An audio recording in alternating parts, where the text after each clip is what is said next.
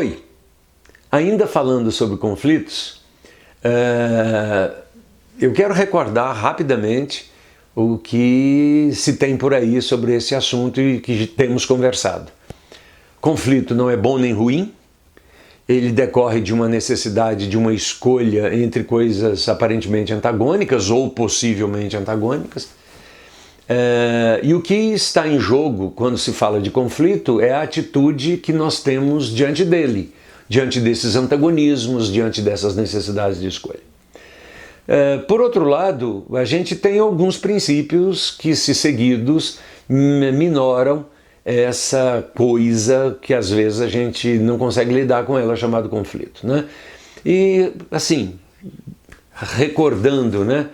Diferenciar fatos de interpretações, entender que diferença não é motivo para desavença, ser capaz de sustentar uma conversa entre diferentes como possibilidade de aprendizagem, ter objetividade e clareza naquilo que se está falando, evitar o máximo possível de divagações, prolixidades e coisas do gênero, e entender que as pessoas não reagem a conteúdos, as pessoas reagem à forma. Portanto, o modo como eu lido com as situações conflituosas é muito mais efetiva do que estar certo ou estar errado por pressuposição de poder, né? Mas eu quero ir à frente com relação a isso e dizer para você o seguinte: considere pessoalmente, para que você consiga ter competências pessoais na gestão dos conflitos nos quais você está envolvido ou envolvida, ou das quais você participe. Então essas competências, elas podem ser resultado de 4 regrinhas fundamentais. São regras simples, pequenas e que estão presentes numa possibilidade de minorar a questão do conflito ou de pelo menos geri-lo de um modo mais efetivo, né? Essas 4 regrinhas eu queria comentá-las com vocês. A primeira delas é dizer o seguinte: todo acontecimento provoca em nós um sentimento. Tudo que acontece ao nosso redor, conosco mesmo, nas nossas relações, provoca um tipo de sentimento. Então, essa regra me leva a um processo de autorreflexão. Me perguntar assim: o que está acontecendo e qual o sentimento que eu tenho em relação a isso? Quer dizer, por que você ficou com raiva de algo que aconteceu? Quer dizer, o que tem naquele algo acontecido que lhe provoca raiva, ou tristeza, ou angústia, ou ansiedade, sei lá o quê. Mas a regra é assim: todo acontecimento provoca um sentimento, dispara um sentimento. Então, conhecer essa relação já é um grande primeiro passo. A segunda regra, que é fundamental, é entender que todo sentimento é consequência de uma necessidade. Então, quando eu sinto algo, é porque há uma necessidade e essa necessidade se expressa através desse algo.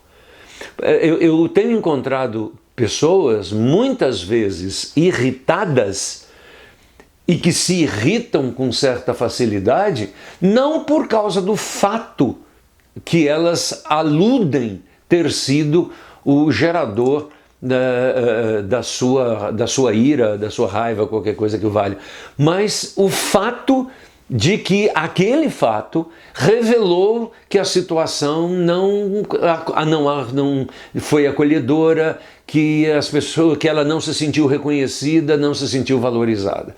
Então muitas vezes acontece alguma coisa, eu não me sinto valorizado, e isso desperta um sentimento, e esse sentimento é de raiva, cuja necessidade que eu tenho olha, eu só queria ser acolhido, só queria ser escutado, só queria ser considerado. Então vamos recordar: tudo que acontece gera um sentimento, todo sentimento revela uma necessidade. Eu preciso conhecer que necessidade é essa para poder gerir o conflito, para poder atuar melhor sobre ele. O terceiro é que necessidades não atendidas constantemente, rotineiramente, e eu não sendo capaz de ter clareza naquilo que eu preciso, essa necessidade certamente vai disparar uma relação atritante entre os elementos que compõem essa minha necessidade não satisfeita. Então, eu preciso entender, acontecimentos geram sentimentos, sentimentos geram necessidades, necessidades recorridamente não atendidas criam em mim um pressuposto relacional de antagonismo. E aí eu quero firmar posições, eu me torno absolutamente um exercedor de poder exageradamente, o que vai acabar criando desavenças com as pessoas que me rodeiam.